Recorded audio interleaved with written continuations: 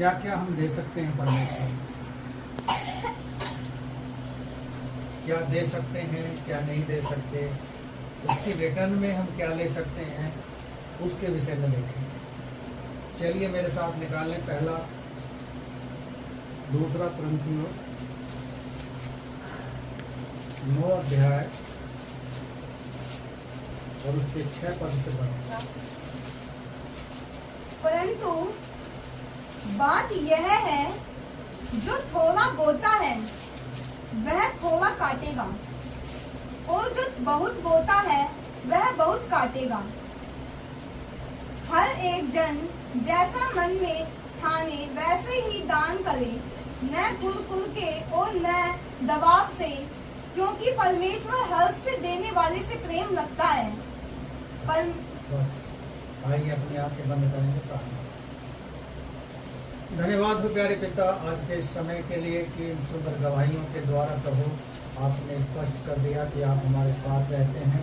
आपका वायदा है कि जन्म देने वाले माता पिता हमें छोड़ देंगे, लेकिन आप हमें कभी न छोड़ेंगे, न कभी त्यागेंगे। आप जगत के अंत तक सदैव आप हमारे साथ रहेंगे। प्रभु आज के इस वचन को सीखने जा रहे हैं, पवित्र आत्मा हमारी सहायता करे, बुद्धि वो समझ वो ज्ञान दे, वचन का प्रकाशन दे कि हम इसे सीखें समझें और अपने जीवनों में फॉलो कर सकें। सब कुछ आपके हाथों में सौंपते हैं। जितने यहाँ बैठे हैं हर एक को पवित्र आत्मा छुए, अभिषेक करे और वो इस वचन को समझें और तेरे नाम की महिमा करें।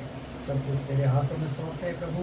अब तक संभाला है, आराधना को चलाया है, आगे भी आप ही संभालेंगे और आराधना का संचालन करेंगे। आपकी उपस्थिति हमारे बीच में है, इसके लिए धन्यवाद करते हैं।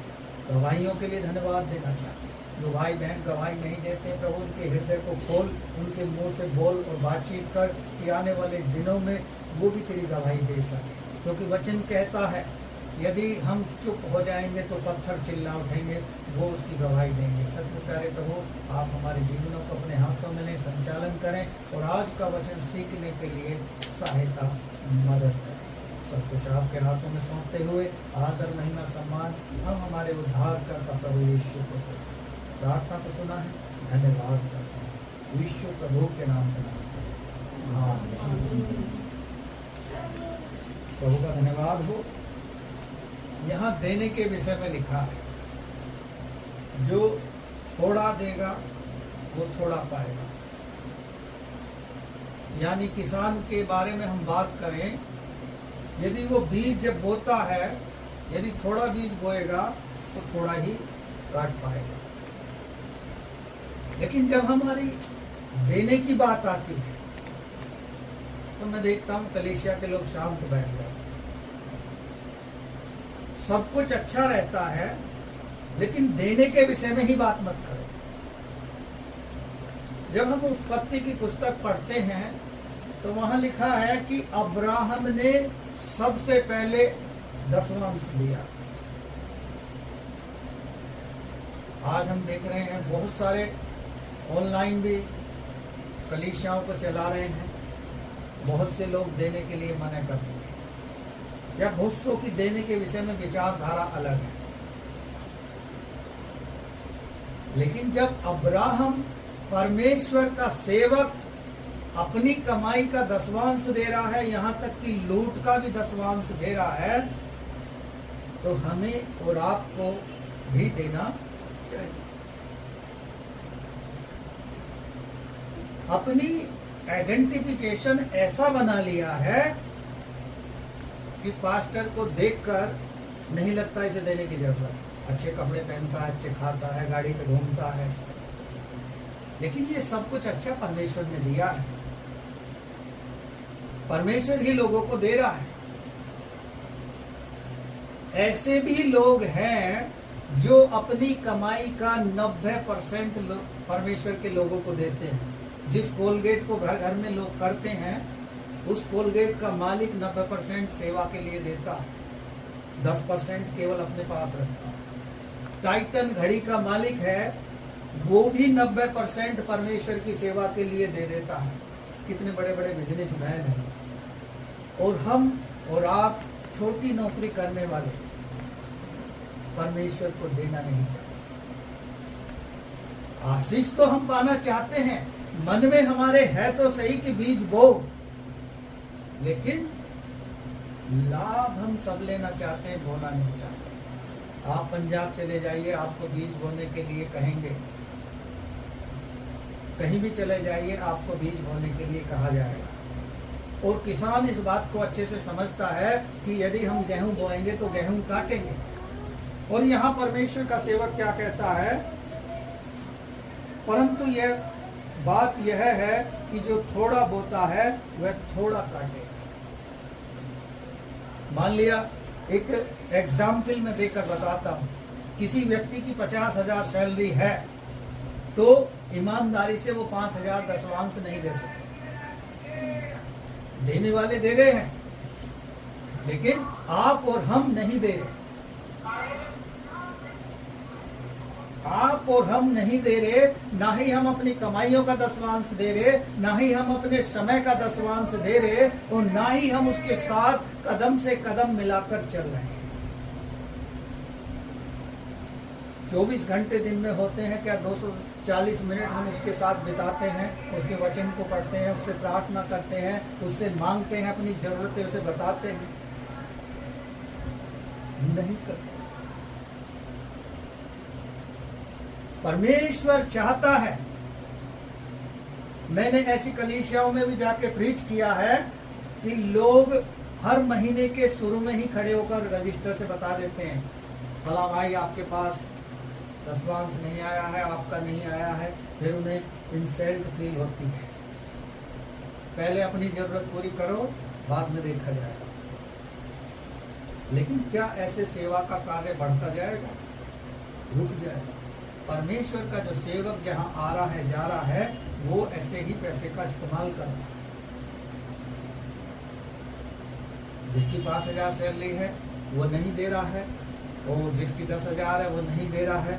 कई लोग कहते हैं भाई हमें नहीं मिल रही, कोई बात नहीं, अच्छी बात है, लेकिन क्या 4 महीने की सैलरी एक साथ 40,000 रुपए मिलेगी? क्या तुम 4,000 रुपए दशवांश लाकर दे दोगे ईमानदारी से?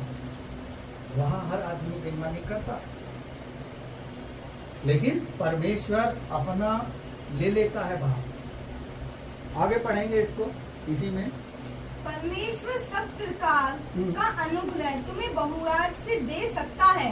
परमेश्वर तुम्हें हर प्रकार का अनुग्रह बहुतायत से दे सकता है, जैसा जिससे हर बात में हर समय सब कुछ जो तुम्हें आवश्यक हो तुम्हारे पास रहे, और हर एक भले काम के लिए तुम्हारे पास बहुत कुछ हो, जैसा लिखा है। जिसने बहुत बोया उसने बहुत काटा, और जिसने बिखेर दिया उसने बहुत कुछ पा लिया। हम देखते हैं 5,000 की भीड़ को जब यीशु मसीह खिलाने के लिए बैठा, तो कलीसिया के लोगों में से ही, झुंड में से ही किसी ने नहीं कहा, लेकिन एक छोटे बच्चे ने कहा कि मेरे पास है रोटी और मछली। तब यीशु मसीह ने उसी को मल्टीप्लाई करके अपने चेलों को खिलाया। हम वचन आज सुन लेंगे, लेकिन बाहर निकलते ही भूल जाएंगे, और बाद में विचार लगाएंगे कि पास्टर हमें ही देख के कह रहा था। पास्टर पे कोई फर्क नहीं पड़ता। परमेश्वर की नजर में चोर बन जाओ, डकैत बन जाओ, कुछ भी बन जाओ, लेकिन परमेश्वर अपना भाग खुद ले लेगा। अपना भाग वो खुद ले लेगा, क्योंकि वो देना जानता है, लेना भी जानता है। अभी प्रार्थना में भी कोई जन कह रहा था कि वो देना जानता है, लेना भी जानता है। लेकिन हम मनुष्य हैं, हमारा सोच, हमारी थिंकिंग हमारे साथ रहती है। लेकिन परमेश्वर क्या चाहता है? जो थोड़ा बो रहा है वो थोड़ा काटेगा, वो ज्यादा बो रहा है वो ज्यादा काटेगा। इसलिए अपनी कमाई का दशवांश उसके भंडार में लेकर आएंगे, तो परमेश्वर हमें क्या क्या आशीष देगा। आइए देखेंगे, मलाकी की पुस्तक में आएंगे। वहां देखते हैं परमेश्वर को जब हम देते हैं तो परमेश्वर हमें उसके बदले में क्या देता है। चलिए मेरे साथ पढ़ेंगे।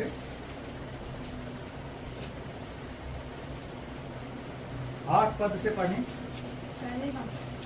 मलाकी 3 अध्याय उसके 8 पद को पढ़ेंगे। क्या मनुष्य परमेश्वर को धोखा दे सकता है?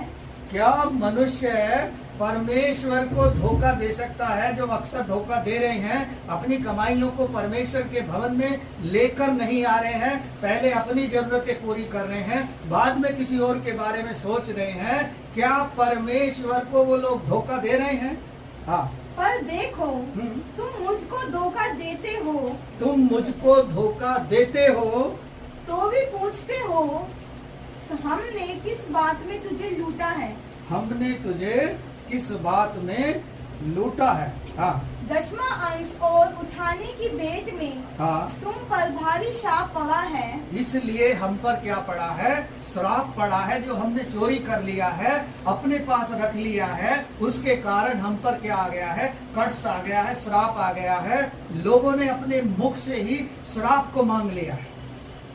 सैलरी उन्हें मिल रही है, लेकिन झूठ बोल दिया कि मुझे नहीं मिल रही, तो अपने आप से उन्होंने क्या किया? श्रापित हो गए हैं। आगे पढ़े। क्योंकि तुम मुझे लूटते हो। हाँ। वह सारी जाति ऐसा करती है। सारी जाति ऐसा करती है। जब अनदर रिलीजन के लोग हैं, जब वो देते हैं तो वो क्या करते हैं? आवाज लगवा देते हैं। लेकिन हमारा परमेश्वर कहता है, जब तेरा दायां हाथ दे तो बायां जानने ना पाए। दायां हाथ दे तो बायां जानने न पाए, तभी तो हमें से प्रतिफल मिलेगा। और परमेश्वर का वचन कहता है, यदि कोई मेरे सेवक को या मेरे जन को, भेजे हुए को, एक गिलास पानी भी पिलाएगा तो उसका प्रतिफल भी उसको मिलेगा। उसका प्रतिफल भी, एक गिलास पानी का प्रतिफल भी उस परिवार को मिलेगा जिस परिवार में परमेश्वर का सेवक जा रहा है। आगे पढ़े। सारे 10वां अंश भंडार में ले आओ। सारा 10वां अंश परमेश्वर के भंडार में ले आओ, कि मेरे भवन में भोजन वस्तु रहे। कि मेरे भवन में भोजन वस्तु रहे। और सेनाओं का यहोवा यह कहता है, कि सेनाओं का यहोवा ऐसा कहता है, कि ऐसा करके मुझे परखो। हाँ। कि मैं आकाश के जलों पे तुम्हारे लिए खोलकर तुम्हारे ऊपर अपरंपार आशीष की वर्षा करता हूँ कि नहीं। ऐसा करके मुझे परखो कि मैं तुम्हें अपरंपार आशीष की वर्षा करता हूँ कि नहीं। क्या हम परख रहे हैं? यदि मैं अपनी बात कहूँ और किसी की ना कहूँ, तो जब मैं दान की थैली को देखता हूँ, उसमें 50% नोट फटे हुए मिल जाते हैं। क्या हम बुरी वस्तु परमेश्वर को देकर अच्छी वस्तु पा सकते हैं? यहाँ कह रहा है, ऐसा करके मुझे परखो कि मैं तुम पर अपरंपार आशीष की वर्षा करता हूँ कि नहीं। आगे पढ़ें। मैं तुम्हारे लिए नाश करने वाले को ऐसा घुड़कूंगा कि वह तुम्हारी भूमि की उपज नष्ट ना करेगा, और तुम्हारी दाखलताओं के फल कच्चे ना गिरेंगे। सेनाओं के यहोवा का यही वचन है। आगे। तब सारी जातियां तुमको धन्य कहेंगी, क्योंकि तुम्हारा देश मनोहर देश होगा। सेनाओं के यहोवा का यही वचन है। यही वचन है कि जब परमेश्वर को हम देंगे तो परमेश्वर हमारे विरोध में उठने वाली बातों को भुड़केगा और हमें आशीषित करेगा। जो हमारी कमाई को रोक रहे हैं, जो हमारी कमाई को देना नहीं चाहते हैं, परमेश्वर उनको भुड़केगा। हमारी फसल की उपज है, उसमें यदि कीटाणु लग जाते हैं, जहरीले जीव जंतु नष्ट कर देते हैं, तो परमेश्वर उनको रोकेगा और आपको और हमको आशीष करेगा। परमेश्वर आशीष देने वाला परमेश्वर, वो ऐसा परमेश्वर नहीं है कि हम दुखी हैं और वो हम पर हंस रहा हो जैसे संसार के लोग करते हैं। हम विपत्ति में पड़े हैं और हमारे विरोधी हम पर हंस रहे हैं कि अच्छा देखो ये भी ऐसा ही होगा, मेरे जैसा। ऐसा परमेश्वर नहीं, वो हमारे दुखों में दुखी होता है, हमारे खुशी में खुश होता है, हमारे आनंद में सम्मिलित होता है। उसने हमें रोजगार दिया है, जब हम रोजगार उससे मांगते हैं तो वो हमें रोजगार देता है। जब हम उससे जीवन मांगते हैं वो हमें जीवन देता है। जब हम उससे चंगाई मांगते हैं वो चंगाई देता है। लेकिन जब हमारा वक्त आता है तो हम पीछे को चलने लगते हैं। क्यों चलने पीछे? ऐसा करके हम परमेश्वर को परखें, क्योंकि परमेश्वर ही देने वाला है और वही लेने वाला है। आइए एक और दृष्टांत पढ़ेंगे, मेरे साथ निकाल ले। लूका की पुस्तक में आएंगे और उसका 21 अध्याय देखेंगे। लूका 21 अध्याय के 1 पद से पढ़ेंगे। फिर उसने आंखें उठाकर धनवानों को अपना दान भंडार में डालते देखा। उसने एक कंगाल विधवा को भी उसमें 2 दमड़ियां डालते देखा। तब उसने कहा, मैं तुमसे सच कहता हूँ कि इस कंगाल विधवा ने सबसे बढ़कर डाला है, क्योंकि उन सब ने अपनी अपनी भक्ति में से दान में कुछ डाला है, परंतु इसने अपनी घटी में से अपनी सारी जीविका डाल दी है। हाँ, ध्यान रखो, यहाँ क्या कह रहा है? इस विधवा ने अपने जीवन की सारी जीविका को उसमें डाला है। धनवानों ने तो अपनी बचत में से दिया है, लेकिन इस विधवा ने अपनी जीविका में से सब कुछ दे दिया है। क्या वो विधवा भूखी मरी होगी? आप वचन पढ़ो, यशा नबी की पुस्तक आप पढ़ोगे, लिखा है सारपत विधवा के घर परमेश्वर का सेवक गया, उसे कहा कि तू जा वहां उसके घर खा, जबकि उसके घर में खुद खाने के लिए नहीं था। यहाँ इस कंगाल विधवा ने अपने जीवन की जीविका को परमेश्वर के भवन में डाल दिया। और यहाँ आप और हम क्या सोचते हैं? पहले अपना पूरा कर लें, बाद में दे देंगे, बाद में आशीष नहीं मिलेगी। आप 1000 घोड़े दौड़ा लेना अपनी बुद्धि और दिमाग के, आपको आशीष नहीं मिलेगी, क्योंकि आपने श्राप अपने ऊपर खुद ले लिया। हमें खुद याद होना चाहिए, स्मरण होना चाहिए कि जब हम परमेश्वर को देते हैं, आप उन दिनों को देखो परमेश्वर आपको कितनी आशीष दे रहा। जैसे ही हमारे मन में शैतान ने डाला कि ये पास्टर तो अच्छा खा पी रहा है, इसको क्या देने की जरूरत है। मैंने बहुत से भाई बहनों को ऐसा प्रचार करते देखा है कि पास्टर लोग शाम को निकलते हैं खाने के लिए, विजिट के लिए जाते हैं, खाना मिलता है, पैसे मिलते हैं। भाई तू खुद कर ले, इस काम को करके देख। बहुत लोगों की ऐसी सोच है, लेकिन परमेश्वर ने जिसे चुना है, चरवाहा नियुक्त किया है, वो उसका खाने का इंतजाम भी रखता है। एक उदाहरण मैं बताता हूं, कहीं पासवानों की मीटिंग चल रही थी। जो व्यक्ति मीटिंग का अरेंजमेंट कर रहा था, उसके पास कोई व्यवस्था नहीं थी, लेकिन वो प्रार्थना कर रहा था कि प्रभु तेरे दास लोग मैंने बुलाए हैं, इनको मुझे खाने को देना है। उसके पास कुछ नहीं था, वो बराबर प्रार्थना कर रहा था, परमेश्वर से मांग रहा था। लेकिन जहाँ मीटिंग स्थल था, वहाँ पासवानों में बहुत सारे अलग अलग किस्म के लोग होते हैं। उनमें कुछ पासवानों ने देखा कि यहाँ खाने पीने का तो कोई इंतजाम नहीं लगा, पता नहीं कुछ मिलेगा भी या नहीं मिलेगा, ऐसे ही भूखे चले जाएंगे आज क्या।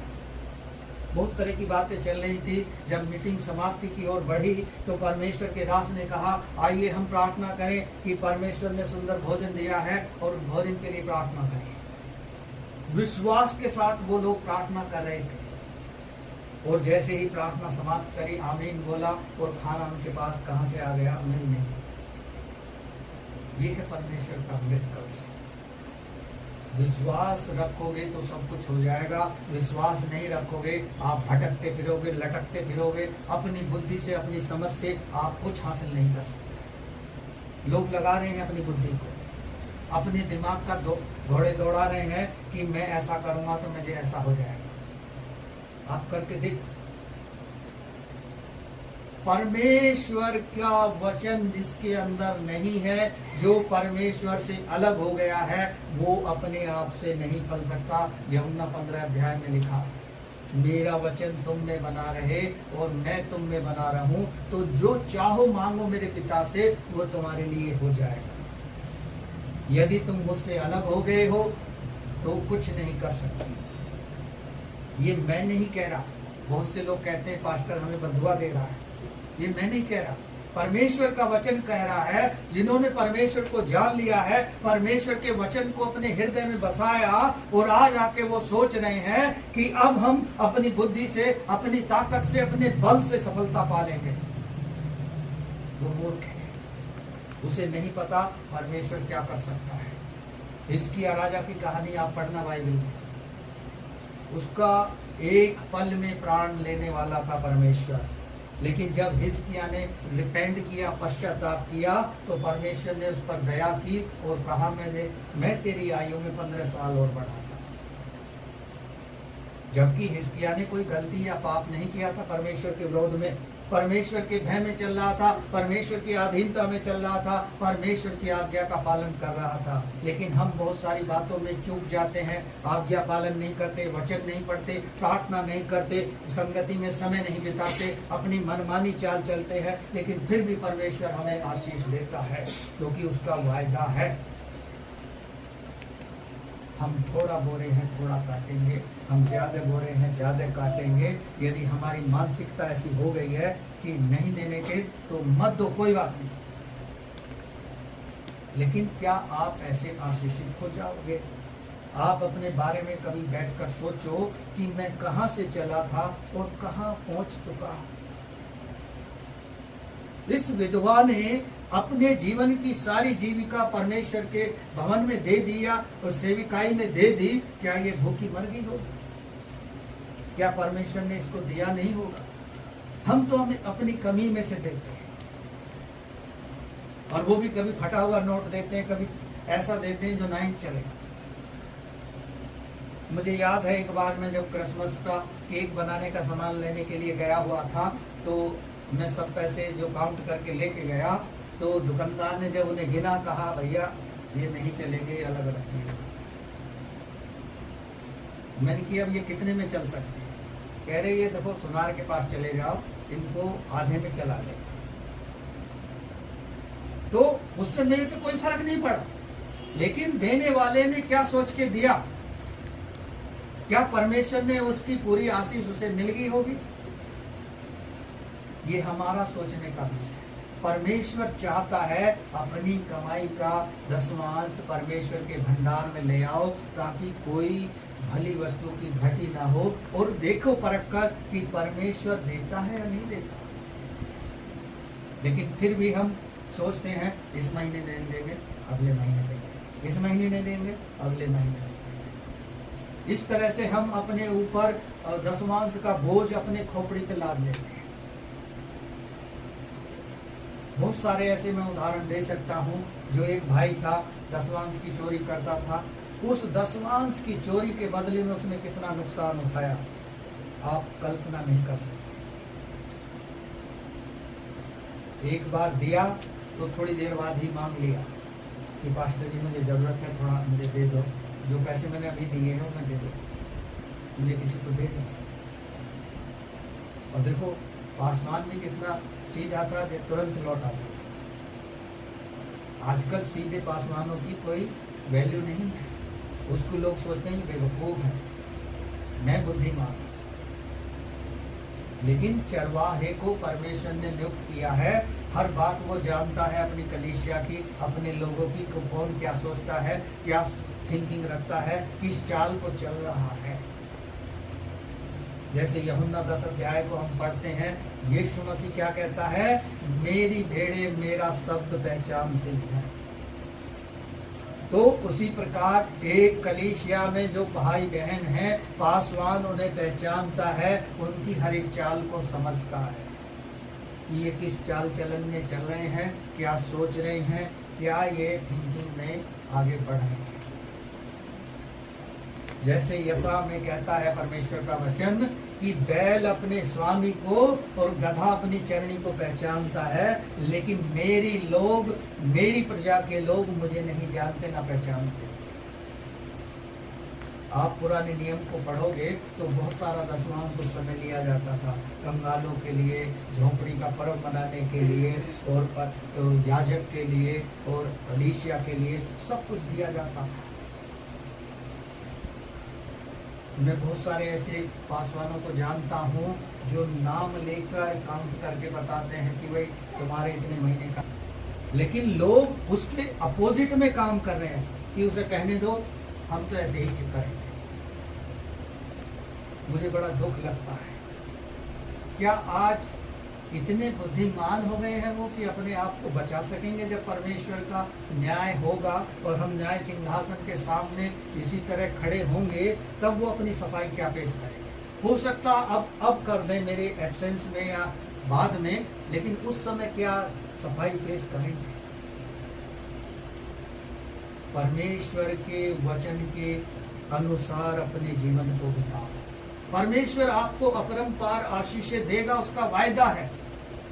लेकिन जब हम बोएंगे नहीं तो काटेंगे कहां से? यदि हम ऐसा कर रहे हैं तो अपनी सोच को बदलो।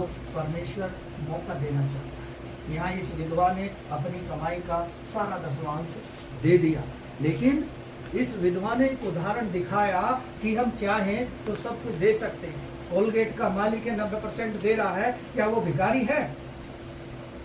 क्या वो ये सोचता है कि मैं 90% क्यों दूं, मैं 10% ही दूंगा? जब तक मैं कमाता था मैं 10 से बढ़कर या 20 या 25% देता था, और आज जो सेविकाई कर रहा हूं इसमें से भी इतना ही परसेंट आज भी देता। लेकिन शायद कुछ लोग सोचते हैं कि पास्टर अपनी कमाई का दशमांश नहीं देता। आप नहीं जानते हफ्ते में हमारे पास कितने लोग परमेश्वर के दास दासी आते हैं या सेवक आते हैं। प्रभु की दया है कि हम उन्हें खाली हाथ नहीं जाने देते। चाहे हम पे हमारे घर में बनाने को हो या ना हो, खाने को हो या ना हो, लेकिन परमेश्वर के दास को जरूर दे, क्योंकि उसके बदले में परमेश्वर हमें ब्लेसिंग देगा। वचन कहता है कि दाहिने वाले बैल का मुंह मत बांधो। किसान लोग अक्सर देखते हैं जब दावनी करते हैं तो परमेश्वर क्या चाहता है? एक गीत हम गाते हैं ना, तन मन और धन उसे दो। तन यानी अपने आप को परमेश्वर को दे दो। धन यानी जो हम कमा रहे हैं उसका भाग परमेश्वर को दे दो। लेकिन कहते ही हैं ऐसे, जब देने की बारी आती है तो फिर हम बदल जाते हैं। बहुत सारे ऐसे भाई बहनों को मैंने बदलते हुए देखा है, जिसने कहा मेरे खेत इतने का बिक जाए, 20 लाख का, वो ज्यादा का बिक गया तो आज तक उसने उसका दशमांश नहीं दिया। किसी ने कहा मेरे 15 करोड़ की जमीन बिक जा, आज तक उसने उसका नहीं दिया।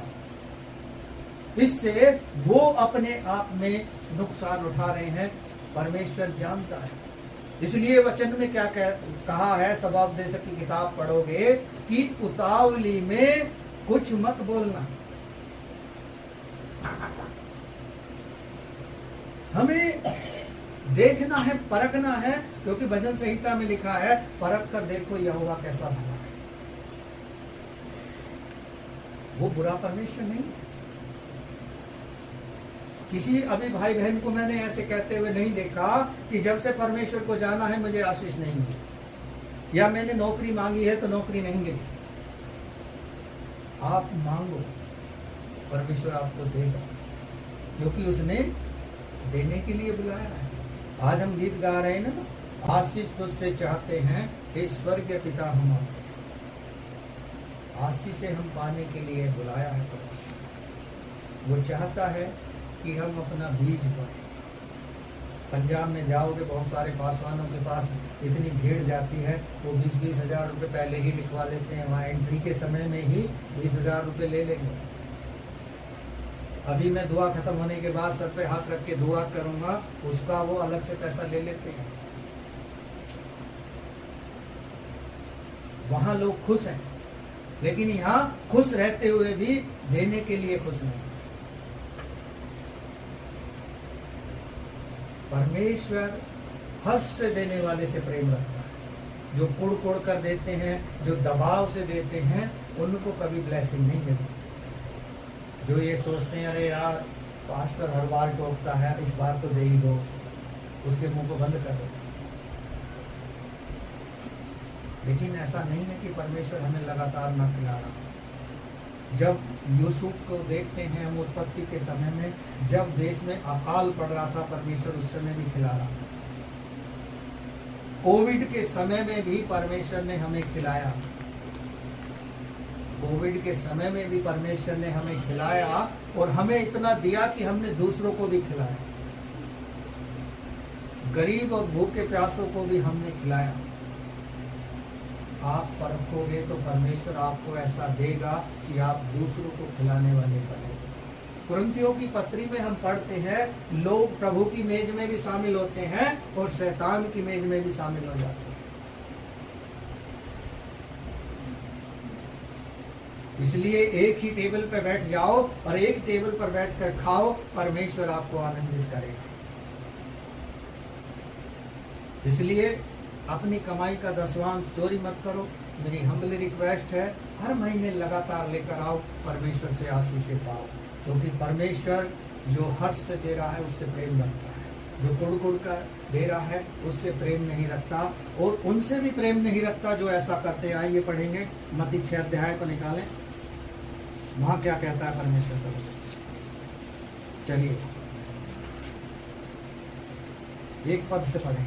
सावधान रहो, तुम मनुष्य को दिखाने के लिए अपने धर्म के काम न करो। हाँ, नहीं तो अपने स्वर्गीय पिता से कुछ भी फल नहीं पाओगे। हाँ, सावधान कर रहा है, अलर्ट कर रहा है कि सावधान रहो, मनुष्यों को दिखाने के लिए कोई भी ऐसा काम ना करो, चाहे देने का हो या खाने का हो या पीने का हो या रहने का हो या वचन का हो, मनुष्य को दिखाने के लिए मत करो। आगे, इसीलिए जब तू दान करे हाँ, तो अपने आगे तुरही न बजवा, जैसे कपटी सभाओं और गलियों में करते हैं। हाँ, जब दान करे, मैंने बहुत सी जगह देखा दान की जो है आवाज लगवाते हैं कि फला व्यक्ति ने इतना दान दिया है इस टेम्पल के लिए। बहुत से लोग स्वर्ण अक्षरों में लिखवाते हैं, लेकिन क्या उसका प्रतिफल हमें मिलेगा?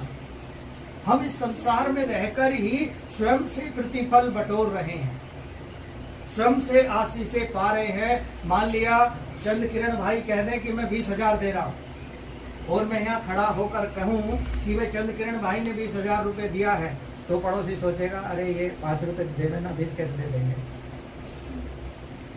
क्योंकि लोग जानते हैं एक दूसरे को कि 5 देगा नहीं, 20 कैसे दे देगा, पास्टर झूठी तारीफ कर रहा है।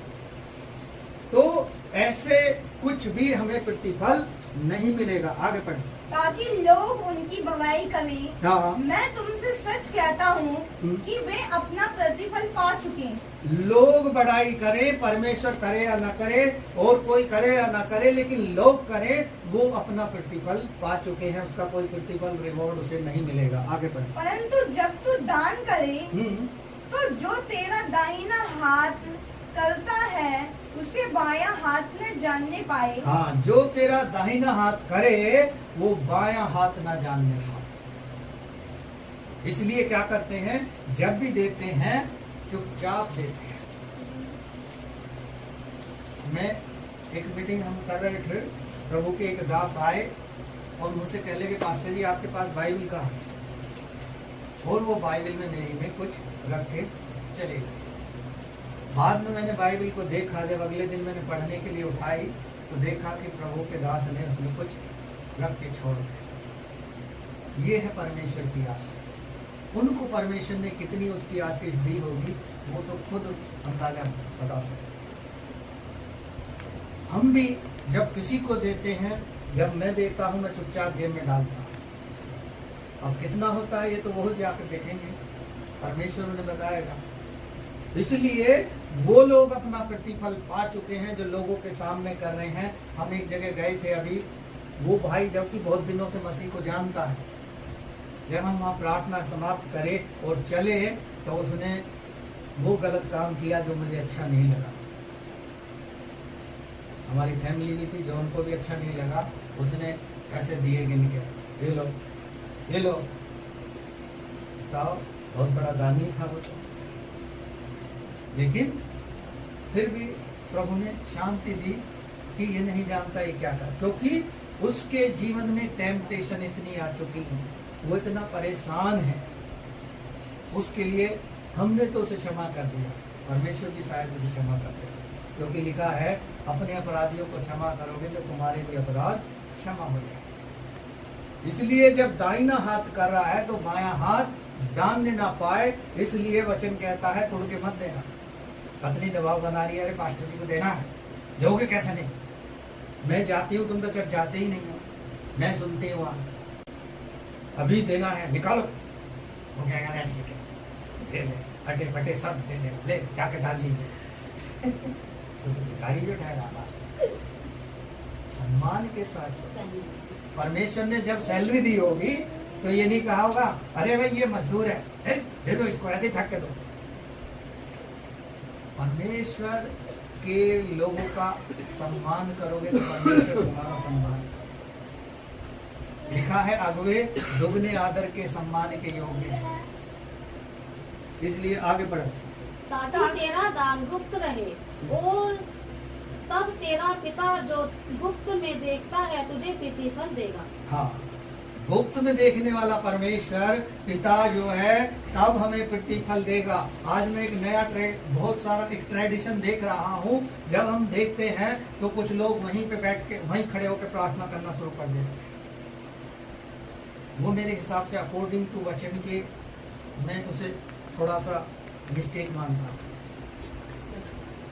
क्योंकि गुप्त में देखने वाला जो गुप्त में दे रहा है, दाया नहीं दे रहा, बाया नहीं जानने पा रहा है, तो उसका प्रतिफल तो परमेश्वर जो गुप्त में देगा उसका कब मिलेगा। हम उसी समय में प्रार्थना कर दे रहे हैं तो इसका मतलब परमेश्वर क्या उसमें गुप्त में आशीष रह जाएगा।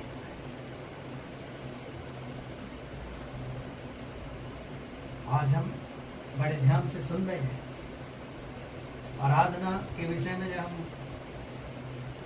मनन कर रहे थे उस समय भी ध्यान से सुन रहे थे, लेकिन जब आराधना का समय आता है, टाइम आता है, तब हम क्या करते हैं, अपने वही पुराने ढर्रे पर आ जाते हैं, 9:30 बजे चलेंगे और फिर। इसलिए मैं जब कभी कहीं मीटिंग होती है पासवानों की तो मैं उसमें बोलता हूँ, क्योंकि जल्दी पहुंच जाना हमारी आदत है, टाइम के पंचुअल नहीं होगे तो बेकार है। टाइम वैल्यू रखता है। इंडियन टाइम लोग कहते हैं कि इंडियन टाइम हमने 10 बजे दिया। इंडियन टाइम 10 बजे लोगों को कहोगे तो 11 बजे आएंगे। आप देखो दिल्ली में ऐसे भी चर्च हैं जो 7:30 बजे शुरू हो जाते हैं, और हम तुम तो 7:30 बजे सो के भी नहीं उठते हैं बहुत सारे लोग। अब जो 7:30 बजे चर्च पहुंच जा रहा है वो समझो कि अपनी दिनचर्या में कै बजे उठा होगा। दिल्ली में तो दूर दूर से लोग आते हैं, ये अलग बात है कि वो अपने वाहनों से आते हैं, कोई मेट्रो से आता है, कोई कैसे आता है, लेकिन ठीक 7:30 बजे पहुंच जाता है, क्योंकि 7:30 से 8:30 9 बजे तक वहां लगती है। 9 बजे दूसरे लोग आके खड़े हो जाते हैं। जब ये लोग उठेंगे तभी दूसरे लोग आएंगे। हमें टाइम पर आना परमेश्वर ही सिखाएगा। इसलिए एक बार फिर से कह रहा हूं, वचन के अनुसार अपने जीवन को बिताओगे तो चिंताओं से मुक्त रहोगे। हर मंथ अपनी कमाइयों का 10वांश परमेश्वर को दो, अपने समय का 10वांश परमेश्वर को दो। उससे प्रार्थना करो, उससे कहो कि प्रभु मैं इस समस्या से गुजर रहा हूँ, तू मेरी इस समस्या का निवारण कर। तो प्रभु आपको निवारण देगा, उत्तर देगा। इसलिए वचन कहता है सारा 10वांश परमेश्वर के भंडार में ले आओ, ताकि परमेश्वर आपको अपरंपार आशीषें दे। और जब आशीषें देता है तो हम आनंद से भर जाते हैं। परमेश्वर का धन्यवाद इस वचन के लिए।